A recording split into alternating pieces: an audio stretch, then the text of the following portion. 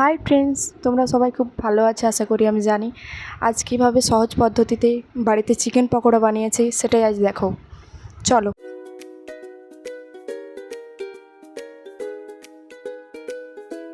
চিকেনটা আমি ধুয়ে রেখেছিলাম সেই কারণে। এরপর আমি এতে হলুদ গুঁড়ো, লবণ, লঙ্কা গুঁড়ো, পেঁয়াজের পেস্ট করে রেখেছিলাম, রসুন আদার পেস্ট,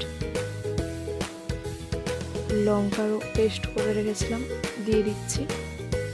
এরপর হালকা পরিমাণে কাটছি লেবু দিয়ে দিচ্ছি। তোমাদের যদি খেতে ইচ্ছে করে তাহলে দিতে পারে, নাহলে না।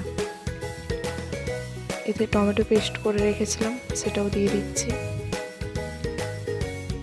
এরপর মাখিয়ে নেব ভালোভাবে।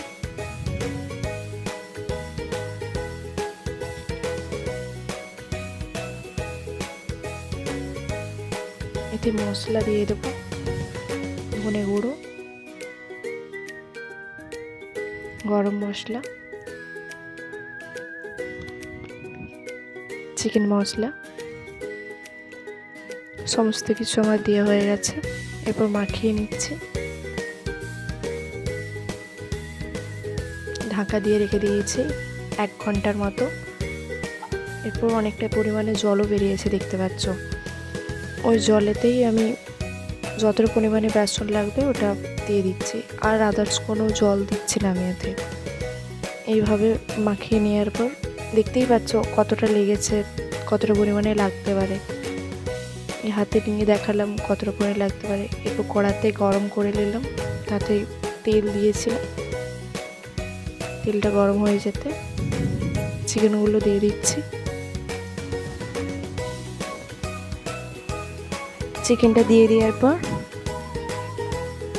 এরপর খুন্তিতে এরপর নেড়ে নেবো।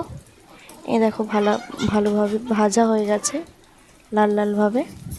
এরপর তুলে নিচ্ছি কড়া থেকে।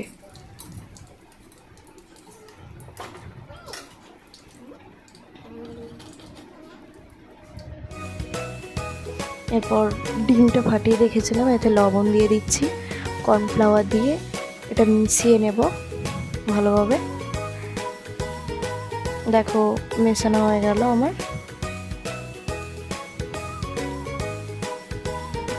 মেশানো হয়ে গেছে। এরপর এতে চিকেনটা দিয়ে দেওয়ার পর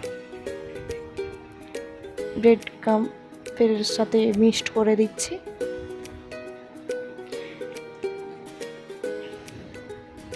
আবার ডিম নিয়ে দিচ্ছি, আরেকবার ব্রেড ক্রাম্ব দেবো, দিয়ে এরপর এটা কড়াতে দিয়ে দিচ্ছি। এটা দেওয়ার কারণ হচ্ছে মুচমুচে টাইপের খেতে লাগে, ওই জন্য এটা কর। তোমরাও বাড়িতে বানাবে, খুব সহজ পদ্ধতিতে, খুবই ভালো লাগবে। আমারও খুব ভালোই লেগেছিল খেতে। ভাজা হয়ে গেছে, এরপর এগুলো নামিয়ে নিচ্ছি। চিকেনটা ভাজা হয়ে গেছে, এরপর আমার চিকেন পকোড়া রেডি। দেখো কতটা সুন্দর হয়েছে, কেমন হয়েছে প্লিজ জানিও, এবং তোমরাও বাড়িতে ট্রাই করো।